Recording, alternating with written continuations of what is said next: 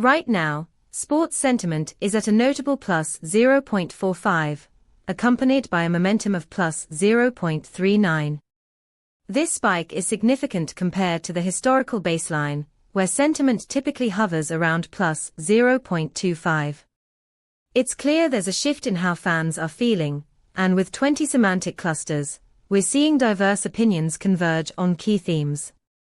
With our API, you can extract real-time sentiment data that reflects these emotional trends.